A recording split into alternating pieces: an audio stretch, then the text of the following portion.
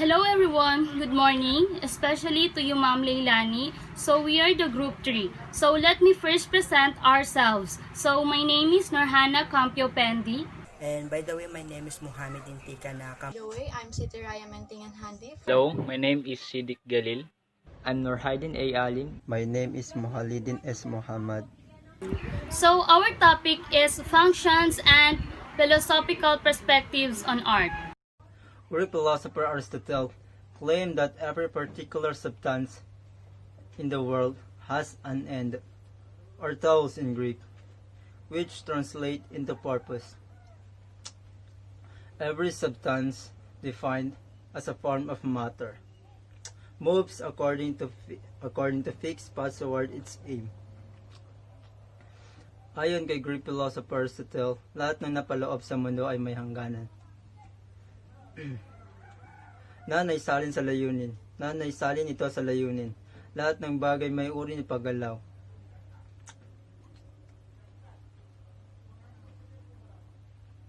A cocoon can look forward to flying high when it burps into a butterfly. A baby will eventually turn into a grown man or woman. Yung paru-paro is kapag yung paru-paro ay nabuo na siya na maging butterfly is makakalipad daw siya pataas. At ang bata daw ay sa huli ay tatanda maging lalaki man or babae. This telos, according to Aristotle, is intricately linked with function. For a thing reach purpose, it also has to fulfill its function. At ayon sa kanya, para maabot ang kanyang layunin at tungkulin niyang abutin ito. Man Aristotle's view of reality is bound to achieve a life fulfillment and happiness. At kanyang tingnan nito na ang katotohanan ay nakagapos ang sarili para makamit ang katuparan at kasiyahan. All men move toward this final end. However, happiness, the supposed end of man.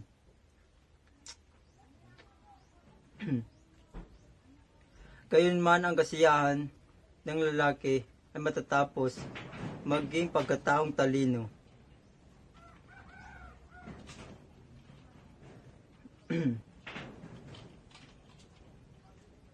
However, happiness the supposed end of man. Gayunman ang kasiyahan ng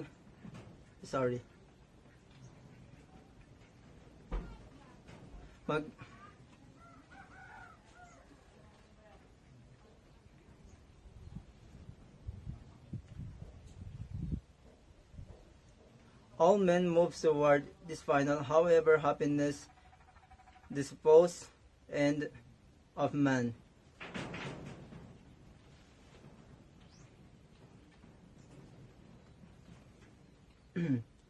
Is link function, which is rational. One can be only happy when he is rational. Isa lang daw ang magiging masaya kapag may angking talino. This means that Aristotle plants can never be happy because they are not rational. At ayon sa kanya kay Aristotle, ang halaman daw ay hindi magiging masaya dahil wala itong angking talino. As well as table and chairs, man's natural telos is connected with his function, which is his rationality. Function of art. When one speaks of function, one is practically talking about the use of the object. Those function is in question. An inquiry on the function of art is an inquiry on what art is for. Alternatively, the answer to the question, what is it for, is the function of whatever it. Whatever it. And the question refers to, suppose one asks, what is the Rizal monument for, and why was it erected in Rizal Park, or what then was called Luneta or Bagumbayan? Is it for pure sentimental value? Is it aesthetic value, or does it send message to those who witness it? In this string of questions, the inquirer is hoping to get function the piece of art in Park Rizal. When it comes function, different art forms come distinctive functions. There is no one-to-one correspondence between an art its function. Some art forms are more functional than others. Architecture, for example, as an art, is highly functional, just it most applied arts.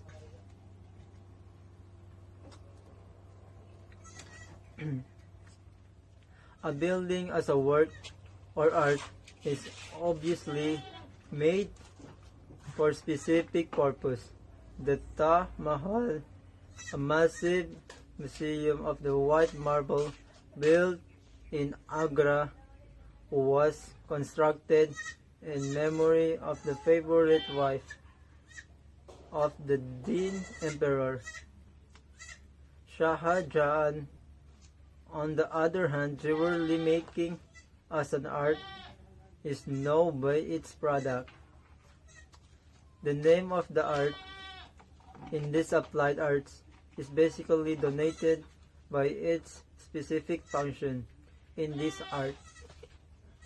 And other such functional arts, function is important that as usurped the name of the art on the identification of individual works. Dudley et al. 1960.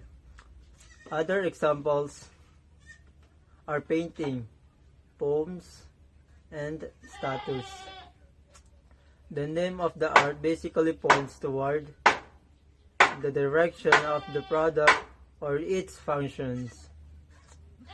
On the other end of the spectrum, one can only think of painting and literature as forms of art that have the least to do with purely practical values.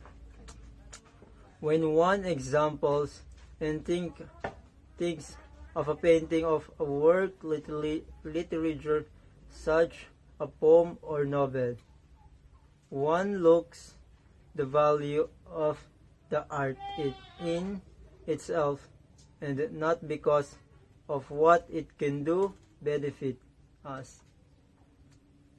Unlike practically arts, where the value of the art in poetry, jewelry making, architecture, among others, in question lies in the practical benefits one gains from it, a jewelry, or a house or building.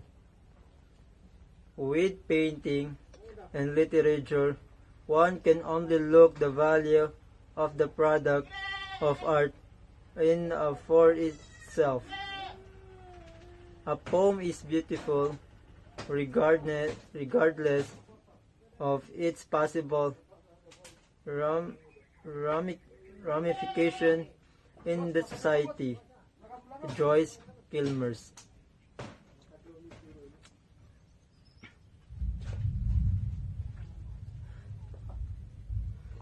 Tolstoy is fighting for the social dimension of art as a purveyor of man's innermost feeling and thoughts. Art is given a unique opportunity to serve as a mechanism for social unity. Art is central to man's existence because it makes accessible feelings and emotion of people, the past and present, from one content to other, in making this possibly latent feelings and emotion accessible to anyone in varied, making this possibly talent, feelings, emotion,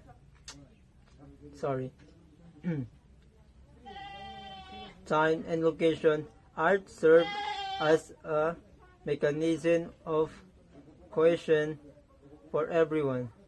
Thus, even at present, one can commune with early Cambodians and their struggles by visiting the Angkor Wat, or can definitely feel for the early royalties of different Korean dynasties by watching Korean dramas.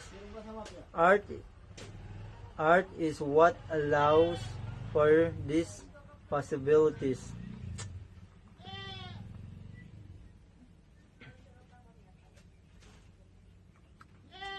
Art has remained relevant in our daily lives because most of play some form of function for man. Since the dawn, the civilization, art has been the forefront of giving color to man's existence. The different functions of art may be classified as either personal or social. Physical, an art's function is personal if it depends on the artist herself, or sometimes still the audience of the art. There is a social function in art, if and when it has a particular social function, when it addresses a collective need of a group of people. Physical function finally has something to do with direct, tangible use of art. Not all products of art have function. This should not disqualify them as history. Art thought has mentioned and elucidated by some of the most important thinkers in history. Art may serve either as imitation, presentation, a disinterested judgment, or simply a communication of emotion. That's all, and thank you for listening. Personal and the social function of arts. The personal functions of art are created to express feelings of an artist.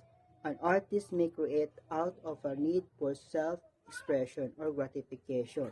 She or he might wanted to communicate thought or point to the viewer. Perhaps the artist was trying to provide an authentic experience both for self and viewer. A piece might have been meant to merely certain others. Sometimes a piece isn't meant to have any meaning at all. So from the word personal, it means it indicates to the feelings or expression or the experience of an artist. So, yan yung isa sa kanilang way para ma-express ang kanilang mga experience through their artworks or art. So, mamaya bibigyan natin siya ng example. So, an artist may create out of a need for self-expression or gratification. She or he might wanted to communicate through or phone to the viewer. So, ibig sabihin, ito din yung way nila para magkaintindihan to communicate to their viewer. Para maintindihan ng kanilang viewer kung ano yung experience. Kasi may mga ilang viewer na kung ano yung dinanas ng kanilang artist, mga artist, ganun din dinanas nila. Parang sympathy. Sympathy sa kanila para malaman nila na may mga ilang tao din na mga individual na nakaranas din ng ganung paghihirap o ganung experience sa buhay. So, isa sa mga halimbawa nito ay ang work ni Edvard Munchkin, The Sick Child. The Sick Child is the artist had a tragic childhood. His mother died when he was very young and his sister died when he was 14. This work was very meant to remind viewer of personal family tragedies. So, ito yung larawan kung saan nagpapakita na yung bata na umiyak o yung babae na umiyak sa tabi ng kanyang ina na may sakit. So, gustong iparating ni Edvard Munchkin sa kanyang mga viewer kung gaano kahirap yung kanyang dinanas. So, dinaan niya lang sa kanya or in-express na lang sa kanyang artwork yung kanyang dinanas para maintindihan ng kanilang mga viewer o ng kanyang viewer na dumaan din siya ng ganung paghihirap sa buhay. Ito yung The Sick Child. Okay. The artist was trying, a piece might have been meant to merely certain others. Sometimes a piece isn't meant to have any meaning at all. Minsan, ang hirap din itindihin kasi dahil sa tagal-tagal ng panahon, parang nabago na yung story. No? Kasi, ang karamihan kasi sa mga artwork is, lalo na sa unang panahon, talaga naman ay talagang matandaan na. So, ganun yung talaga. Okay, we proceed to the next functions, which is the social function. So, what is the social functions of art? Art has a social function when it addresses aspects of collective life as opposed to one person's point of view or experience. According to artists, art performs a social functions or functions when it seeks or tends to influence the collective behavior of a people. It is created to be seen or used primarily in public situations. It expresses or describes social or collective aspect of existence as opposed to individual and personal kinds of experience. From the word social, kasi nga, it tends to influence the society. Hindi lang isang tao, kundi maramihan or individual yung ma-apekto or mai-influensyahan ng art, especially sa social. From the word social kasi, it means it tends to influence the people or society. So later, I will give you an example of social functions. It seeks or tends to influence the collective behavior of a people. It is created to be seen or used primarily in public situations. Ilan sa mga halimbawa nito yung mga propaganda ng mga tao para labanan yung kahirapan, lalo na ho sa kanilang pamahalaan sa gobyerno na gusto nilang baguhin kung ano yung nais baguhin sa kanila sa pamamalakad ng pamahalaan na mali ang kanilang pamamalakad. So later, bibigyan natin siya ng sample din. It expresses or describes social or collective aspect of existence as opposed to individual and personal kinds of experience. Ang halimbawa nito ay ang mga editorial cartoons. Hindi na natin siya kailangan ipaliwanag pa kung ano yung nakasulat o nakasaad doon sa article kasi sa pamamagitan ng editorial cartoons nakikita na doon kung ano yung nasa nais nating iparating at nais nating ipaliwanag sa mga namamahala kasi kadalasan ito ginagamit talaga sa politics or ideological and politics expressions. Because kasi napapadali yung pagpapaliwanag natin ng mga nais nating o yung mga salubin natin patungkol po dito sa gobyerno. And then later bibigyan din siya ng influence. There are many things influencing social behavior. The one is a pictorial form is very powerful means of putting across a message. Tulad nga ng sabi ko kanina yung editorial picture. Hindi mo na natin siya kailangan kasi napaka-powerful nito Napaka-powerful kasi hindi na natin siya kailangan ipaliwanag yung buong article dahil nandun na sa picture kung ano yung nais natin iparating sa gobyerno. Ang halimbawa nito ito sa tar. Pero ipapaliwan kasi meron din ito siyang ibig sabihin. The second one is a painting. Paintings, photographers, poster, cartoons have been used to express humanitarian concern as well as ideological or political comment.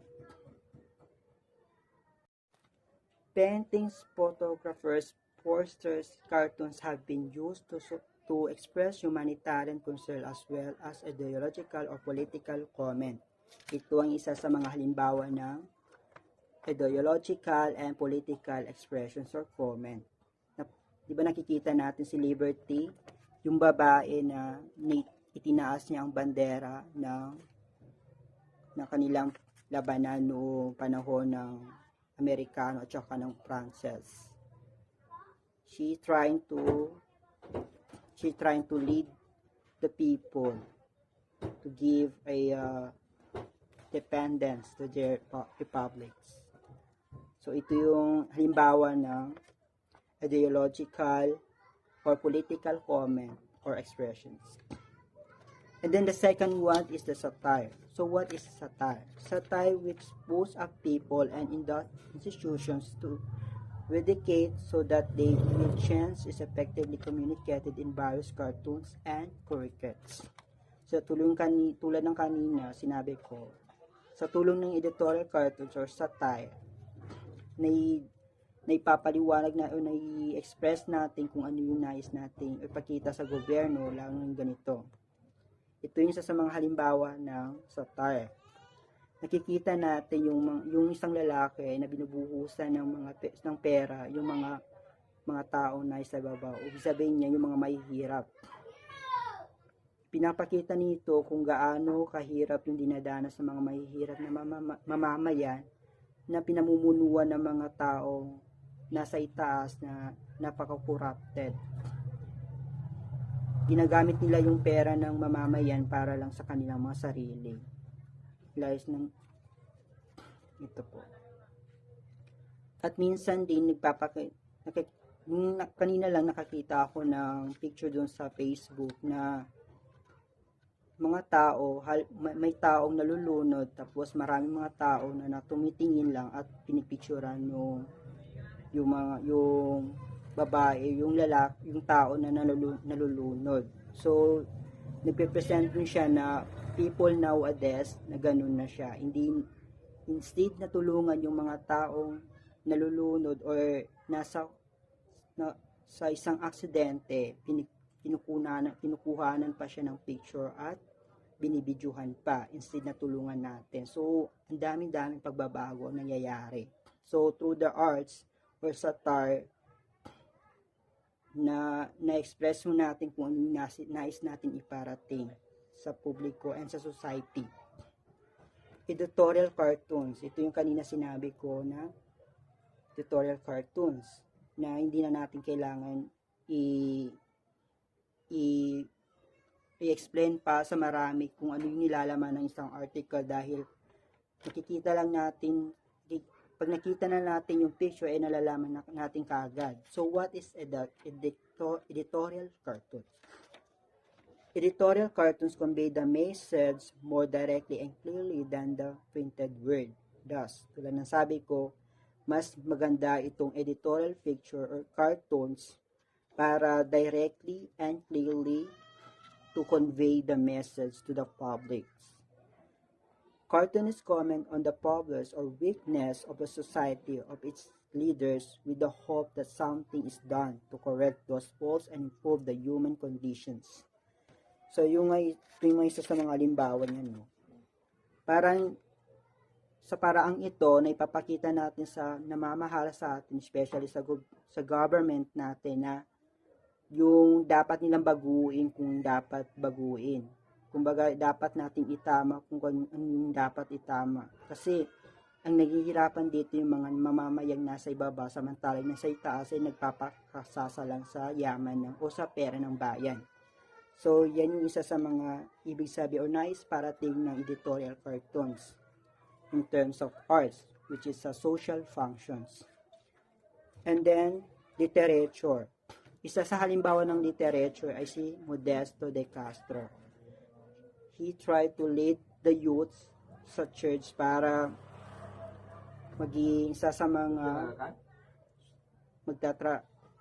mag-spread ng faith nila, especially sa kanilang mga church, and then gagawa sila or kumakanta or halimbawa nito yung mga choirs, no? So, yung propaganda literature. Kadalas ito ginagamit ng panahon ni Jose Rizal. So, until now, may mga gumagamit pa rin na mga propaganda. Religion, kadalasan talaga ginagamit ito sa social. Bakit nga ba ito sinasali sa social function? Kasi may mga ilang religion na gumagamit nito. Halimbawa yung mga ati-atihan, yung mga festivals, yung mga rituals sa kanilang religion. Minsan kumakanta, minsan ang sumasayaw para lang may pahayag yung kanilang o may parating sa kanilang Diyos kung ano yung nais nilang parating or pasasalamat sa kanilang advertising art. Advertising art is talagang common naman sa ating the word advertise. Kumbaga, gusto natin ipaliwanag o ipakilala sa lahat kung ano yung nilalaman ng ating produkto. Napapanood naman natin ito sa TV, and then hindi na natin kailangan ipaliwanag kung ano yung nilalaman ng ating product kasi nakikita naman natin na sa picture pa lang alam na natin kung ano yung nais natin iparating sa ating mga viewer or sa mga customer natin. Kung ano yung anong nilalaman ng contents ng product, anong nilalaman, kung ano yung mga good qualities, mga price, no? So, yun siya. So, I hope, inshallah, naiintindihan nyo yung report ko, and kung may mali man sana, tao lang ako kung nagkakamali din. So, thank you so much. And have a good day. I love you. Thank you so much. My report is all about physical function of art and other function of art. So, physical function of art. The physical function of art are the easiest to spot and understand. The physical function of art can be found in artworks that are crafted in order to serve some physical purpose. A Japanese rakugo that served a physical function in a tea ceremony is an example. Architecture, jewelry making, and even interior design are all forms of art that have physical function. So, physical function of art, pag sinabing physical function of art is this is easiest to spot and understand. Sa madaling salita, ito yung madaling makikita at maintindihan ng parte ng art or artwork na ginagawa upang ito ay maingganyo ang isang maniningin or tumitingin through design. So, just for example of physical function of art is Japanese rakugo. So, Japanese rakugo is ito yung bowl na hinulma ng mabuti at ito yung dinagdagan siya ng disenyo upang manda sa paningin ng mga tao. So, may example na ako ng rakugo. So, ito yung picture ng rakugo. Hinulma siya ng mabuti at dinagdagan ng disenyo upang ito ay maganda sa mga paningin ng mga tao. Yan, at mamimili rin. So, other example of physical function of art is architecture.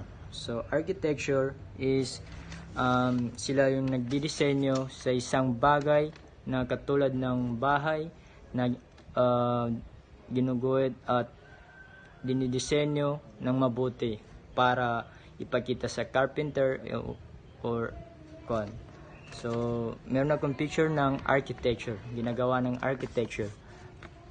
So, architecture. Yan ang ginagawa ng architecture. So, other example of physical function of art is jewelry making. So, jewelry making is ito naman yung mga gumagawa ng mga gold na linalagyan ng disenyo upang maganda sa mga namimili or maganda sa mata ng mga tao. So, meron akong example ng jewelry making. Ito. Some example.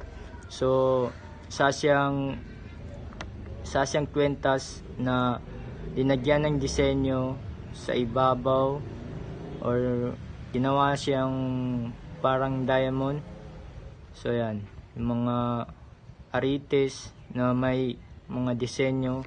So, yan. Nakapasok yan siya sa physical function of art. So, other interior design is ito naman yung mga physical na sa alimbawa sa pumapasok ka sa isang hotel na bago mo na spot or bago mo nakita na mga disenyo sa isang hotel or sa room or sa bahay, yun. So, ganito ang iba't ibang example ng physical function of art sa isang bahay na may mga disenyo sa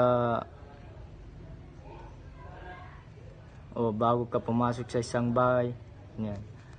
So, this is physical function of art. So, what is other function of art? So, other function of art is music as an art is also interesting to talk about in relation to function. Music is in its original form was principally functional. Music was used for dance and religion, unlike today when one can just listen to music for the sake of music. Sake the unsaid word, so music only as an instrument facilitate worship and invocation. What is other function of art? So, other function of art is music as an art is also interesting to talk about in relation to function. Music is in its original form was principally functional. Music was used for dance and religion, unlike today when one can just listen to music for the sake of music.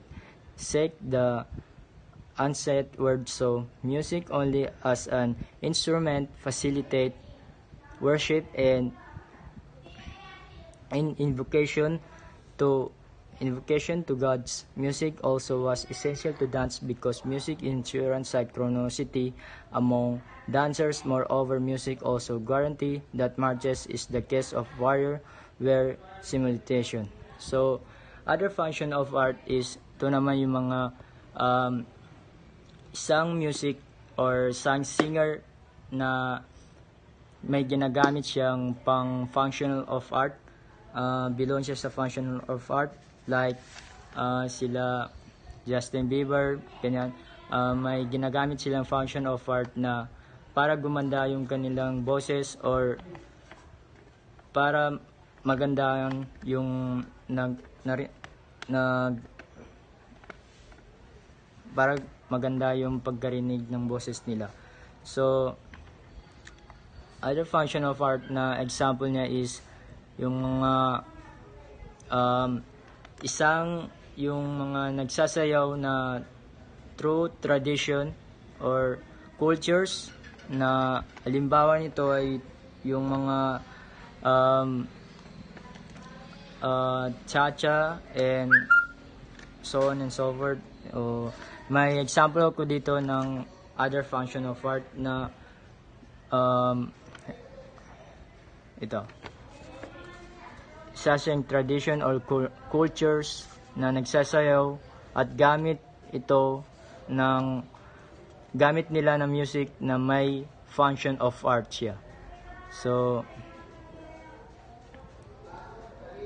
yan. Today, music has expanded. It's a functional coverage. Music is listened to and made by people for the reason were foreign to early civilization. There is now a lot. Example, people compose hymn of love to express feelings and emotionally. Music is also used as wonderful accompaniment to stage plays and motion pictures. Interestingly, a piece of music can mean multitudes of meaning of different peoples are proof that an art music has gone long way. So, today's music expanded. Ito naman yung mga nagko-compose ng mga awit na about para pang express sa feelings. For example, love song, and pang emotionally na kumbaga yung mga namamatay na mga singer, mga namamatay tapos inaawitan ng pang emotional music, and gumagamit din ito sila ng pang magandang wonderful accompaniment, stage plays and motions. So other function of art is sculptures. So sculptures on the other hand, and in another functional art has long existed for various purposes. So just like music from the early days of humanity, sculptures have been made by man, most particularly for religion. People erect statues for the divine in the Roman Catholic world. The employment of some sculpture for religion purpose has remained vitally relevant and symbolic. So sculpture is means ito naman yung mga example ng sculpture is yung mga statwa na ginuguhit at piniprinta ng mabuti at may design siya. So meron akong isang picture of sculpture. So ito siya.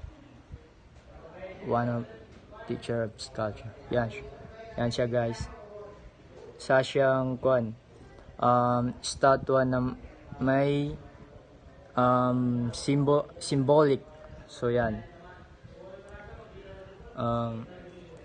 Sculptures naman, may isang example of sculpture is yung soap na nagdidisenyo sa isang soap. So I have one picture of design. Yan. Soap siya guys. Soap na ginagawang yan. Soap na may disenyo sa loob at yan. So that's other function of art. So other function of art is nabibilong din dyan yung mga ritualistic. So ritualistic is a symbolic function in many cultures are in use ritual performances and dances as decoration or symbol while these often have no specific utilitarian motivated purpose. Anthropologists know there's often served purpose that level of meaning particular culture. So pag sinabing ritualistic symbolic functions is ito naman yung mga may isang mga cultures na iba yung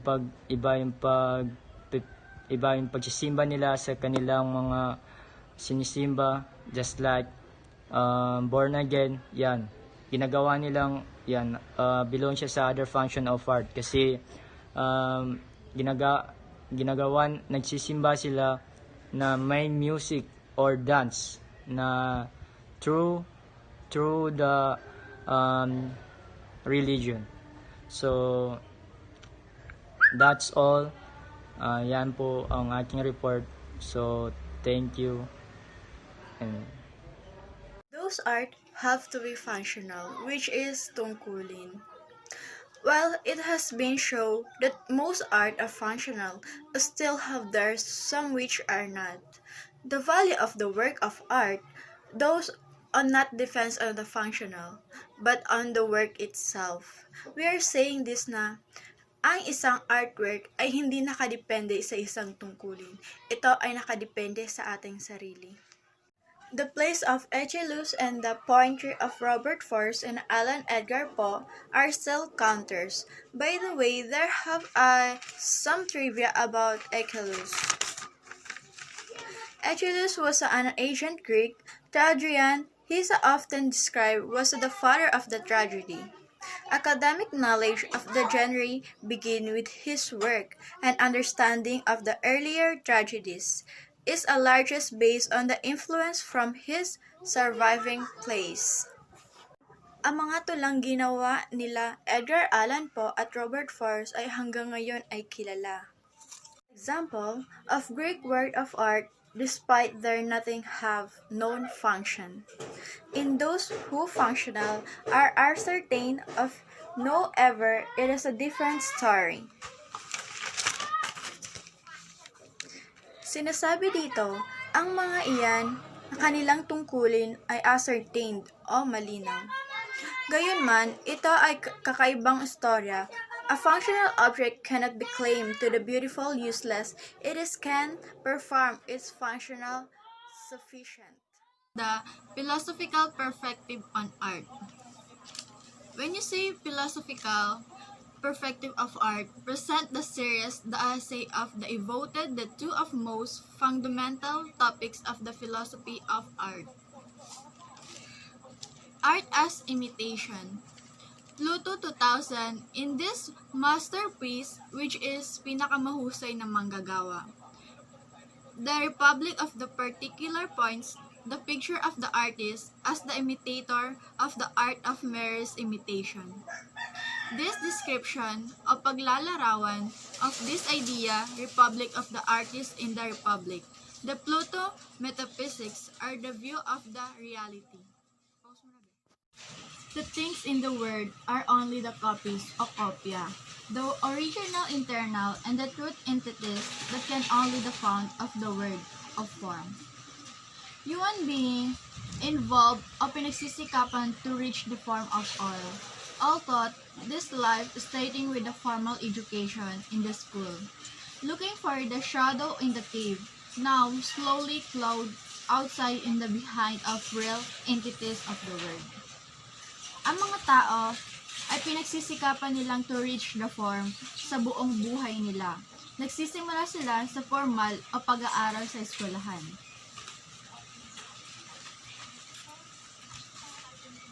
Looking for the shadow.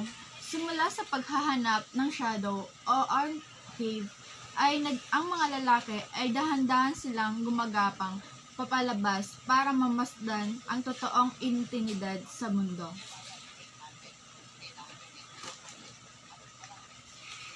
For example, the chair that one sit on this not a real chair. Sinasabi dito na ang isang bangko ay nakapatong sa isang hindi totoong bangko. As a representation. Now, Aristotle, Plato's most important student in philosophy. Si Aristotle ay ang pinakamahalagang estudyante ng Plato sa isang philosophy. Agreed with his teacher that art is a form of imitation.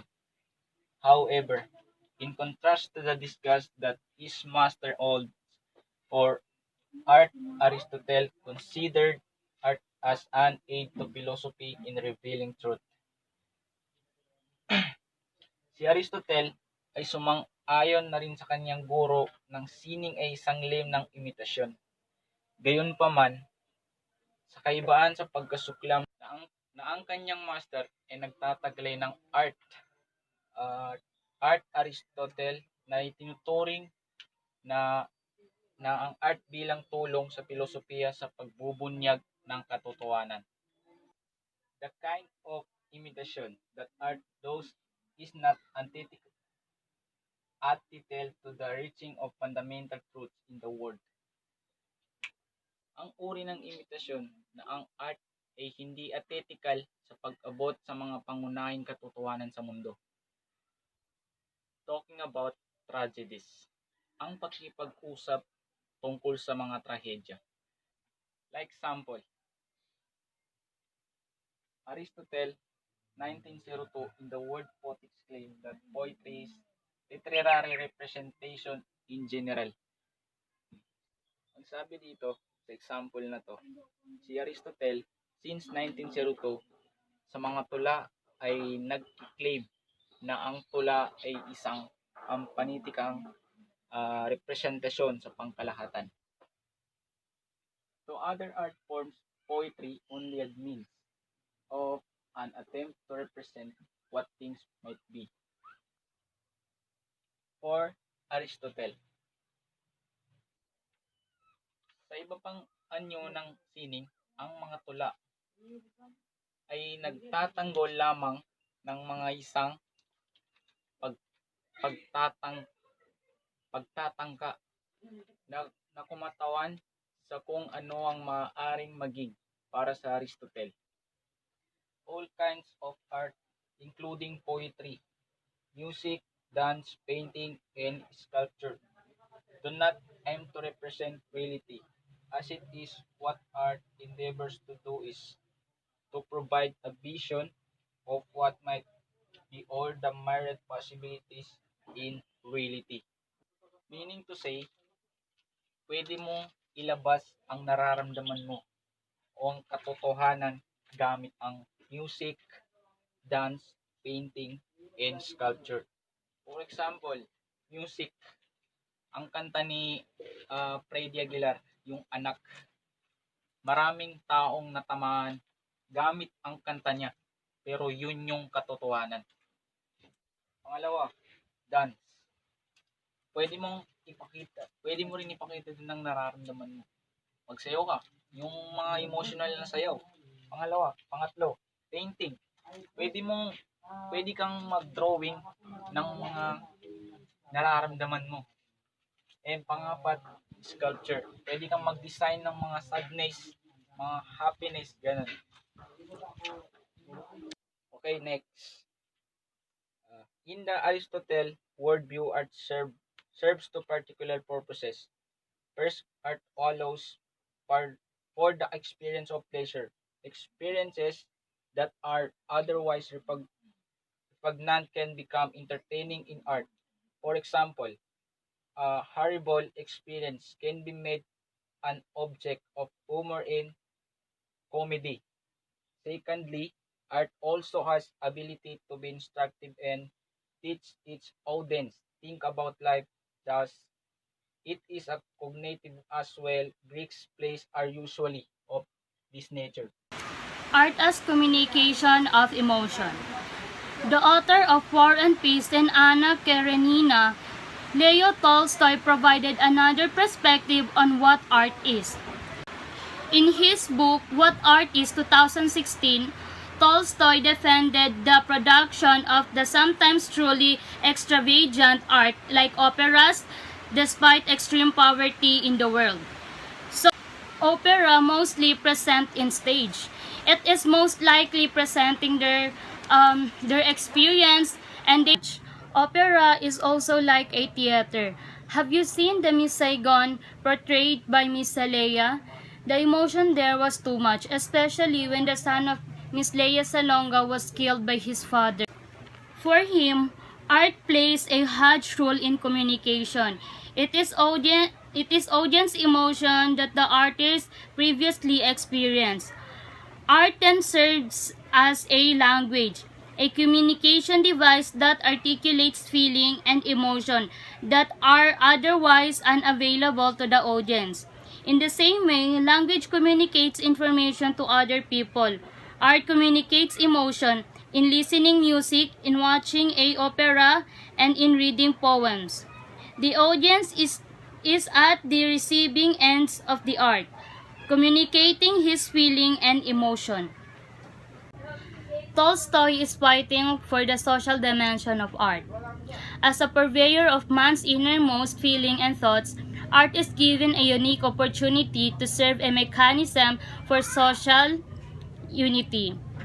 Art is central to man's experience because it makes accessible feelings and emotion of people from past to present, from one continent to another. In making this possibly talent, feeling, and emotion accessible to anyone in varied time and location, art serves as mechanism of cohesion for everyone. Those even at present, one can commune with early Cambodians and other struggles by visiting at the Angkor Wat, or definitely feel for the early royalties of different Korean dynasty by watching Korean dramas. Art is what allowed for this responsibility. In this explanation of Tolstoy's, sinasabi lang dito na ang art lang ay ang may kakayahan upang mailabas natin yung mga iniisip or yung mga saloobin natin. Oo, art lang yung merong unique communication na meron tayo. Kasi nga, in social media, parang normal lang din naman, halimbawa, maglalabas tayo ng saloobin natin, i-chat lang or ipopost.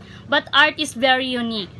Bago tayo makapaglabas ng saloobin o yung mga nararamdaman natin, kailangan nating magbuhos ng effort, which is halimbawa pagdodrawing, di ba? Or di kaya yung mga pagkakanta. Kailangan dapat pag kumanta tayo is maganda talaga ang boses natin, or sa pamamagitan din ng art, nalalaman natin kung ano yung mga experience ng yung mga sinauna, like for example yung sa mga Revolution of Man, 'di ba? Meron tayo sa meron silang picture sa mga books, or di kaya naman is yung mga wars, may mga picture din. Tapos or di kaya yung mga ginagawa ng artist na nagpe-paint sila about sa mga experience nila dati.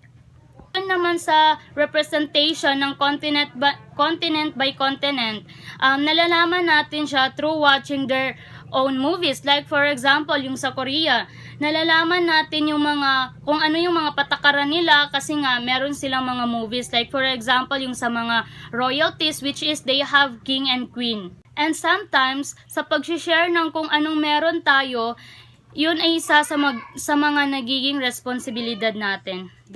So, yun na nga, but then, let me summarize it all.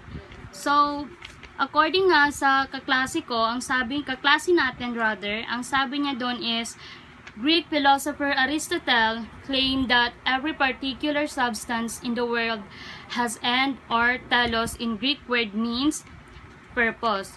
So, syempre, lahat ng art is may katapusan. Kagaya nga lang nung mga sinaunang tao, which is the revolution of man. So, sinasabi doon na ang first na ginamit nilang communication is art, which is drawing. So, syempre, lumilipas ang panahon, natapos yung ganong sistema ng communication nila. So, syempre, oo nga, di ba, may end. So, ang purpose noon is to communicate. So, let's proceed to the function of art. So, when we say function of art, ito ay tumutukoy sa tungkulin ng isang art or nagbibigay ng mga sagot sa mga katanungan kung para saan nga ba ang art. Like, for example, the monument of Dr. Jose Rizal. So, the monument of Dr. Jose Rizal is a pure sentimental value. So, nagbibigay lamang, kumbaga parang ipinapakita lang dito yung pasasalamat natin sa pagiging bayani niya at sa pagsagip sa Pilipinas. So, function of art, tumutukoy din ito sa mga object na bumubuo sa art. Like for example, yung sa mga building. So, ang gumagawa noon is yung mga architect. So, ang personal function, ito yung mga kadalasan ginagamit ng mga tao upang mailabas ang kanilang mga nararamdaman. Number 2 is social function of art. Art is considered to have social function if and when it addresses a particular collective interest as opposed to a personal interest. One of the example of social function of art is political art because it has a social fund. And another example are those spoken poetry. 3 is physical function of art. This art is the most easiest to spot and understand. It is also can be found at artwork that are crafted in order to serve some physical purpose. Isa sa mga halimbawa nito is architecture, jewelry making, interior design, and of course, utilitarian items. And also the other function of art is referring to a music, which is also part of a art. Music is originally formed as principally foundational. Music also used to dance and of course in religion, especially yung sa mga mass ng mga Christians.